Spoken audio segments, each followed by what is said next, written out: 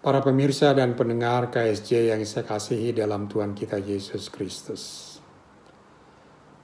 Kita bersyukur telah berlayar bersama Batra GPIB sejak 72 tahun yang lalu. Kita juga patut memberi apresiasi kepada GPIB yang telah memiliki visi yang jelas, yaitu sebagai gereja yang mewujudkan damai sejahtera bagi seluruh ciptaannya.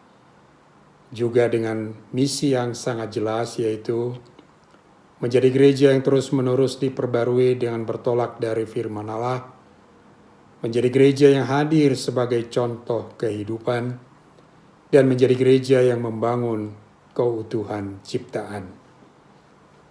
Maka siapapun yang akan terpanggil untuk mengikuti proses pemilihan pimpinan GPIB pada persidangan Sinode 21 nanti, seharusnya merumuskan dan melaksanakan visi dan misinya, yaitu mengacu kepada visi dan misi GPIB sebagai lembaga, bukan berdasarkan versi atau visi pribadi maupun kelompoknya.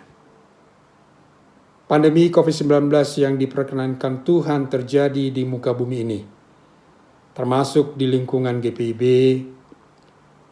telah menuntut GPIB melakukan berbagai aktivitas yang sifatnya out of the box. Ibadah secara virtual seperti live streaming, perkunjungan jemaat secara virtual, pertemuan atau rapat-rapat secara virtual, dan lain-lain, telah menjadi hal yang biasa terjadi di lingkungan GPIB selama hampir 2 tahun ini.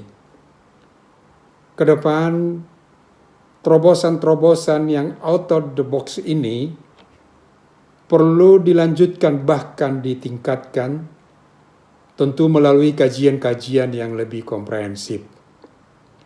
Industri 4.0 perlu dipercepat realisasinya, dan persiapan ke arah industri 5.0, GPIB perlu mengambil langkah-langkah inisiatif yang lebih konkret. Mengingat kepemimpinan GPIB adalah bersifat kolektif kolegial yang sudah diatur di berbagai perangkat hukum GPIB, maka bagi para fungsionaris Majelis Sinode atau fungsionaris BPPG yang akan terpilih nanti, sebaiknya terus berupaya dan belajar untuk menjadi pemimpin yang handal, yang memberi dampak positif bagi seluruh jemaat GPIB maupun bagi seluruh unit-unit misioner di lingkungan GPIB. Sumber inspirasi utama kepemimpinan GPIB tentu adalah firman Tuhan yang tertulis atau tertuang dalam Alkitab, dengan pengakuan seutuhnya bahwa Tuhan Yesus adalah kepala gereja kita. Namun, sebagai lembaga atau organisasi yang di dalamnya manusia memiliki peran dan tugas tertentu, maka kaidah-kaidah kepemimpinan yang pantas dan berfaedah tentu perlu juga diterapkan, antara lain. Pertama, leader leads, artinya pada saat tertentu seorang pemimpin perlu tegas memimpin kolega dan anggotanya. Yang kedua, leadership by example. Pemimpin harus menjadi teladan yang baik bagi yang dipimpinnya. Yang ketiga, walk the talk. Pemimpin yang benar dan baik adalah yang sesuai antara perkataan dan perbuatannya. Yang berikutnya, teamwork. Diperlukan kerjasama antar sesama pimpinan.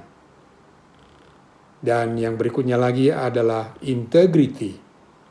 Pemimpin harus berintegritas. Tentu masih banyak yang lainnya.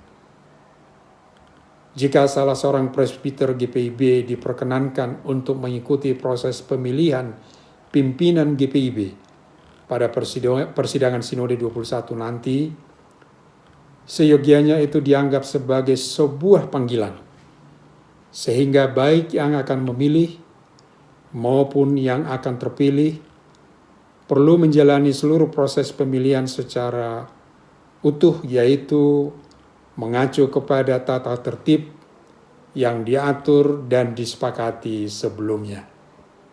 The last but not least, tetaplah mengandalkan Tuhan dalam proses pemilihan. Selamat mempersiapkan diri mengikuti persidangan Sinode 21 GPIB tanggal 26 sampai dengan 31 Oktober 2021 yang akan datang. Tuhan Yesus memberkati.